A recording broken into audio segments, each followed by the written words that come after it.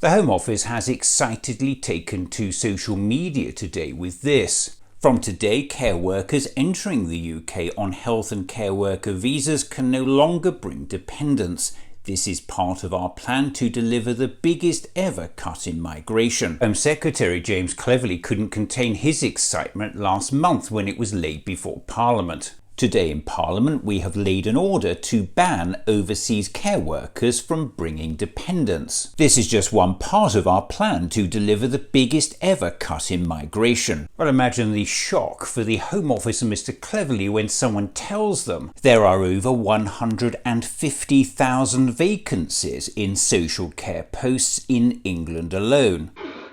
You heard that right. Over 150,000 unfilled social care posts in England alone. It's the highest vacancy rate of any sector in the economy. It's helping to drive up hospital waiting lists, the very waiting list the Prime Minister has pledged to reduce.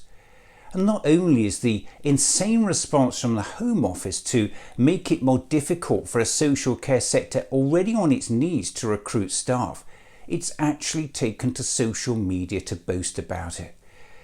By now even Larry the Cat knows, but not it seems the Home Office, the social care sector simply couldn't function without overseas staff.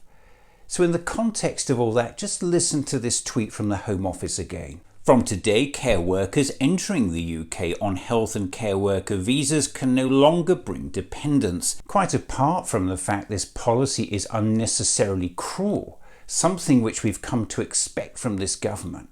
Its Mad Hatter ban on families means overseas care staff will be much less likely to come to work in the UK.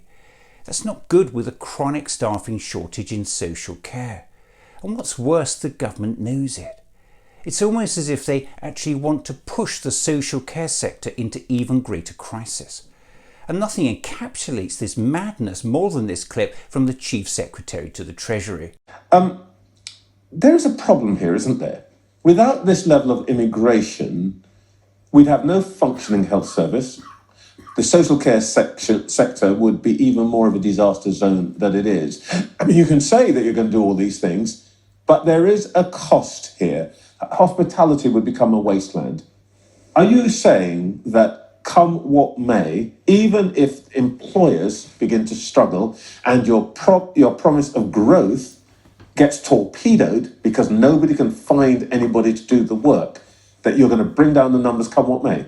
I'm not just saying this, Trevor. I'm telling you that we have a plan to make sure that this is the case.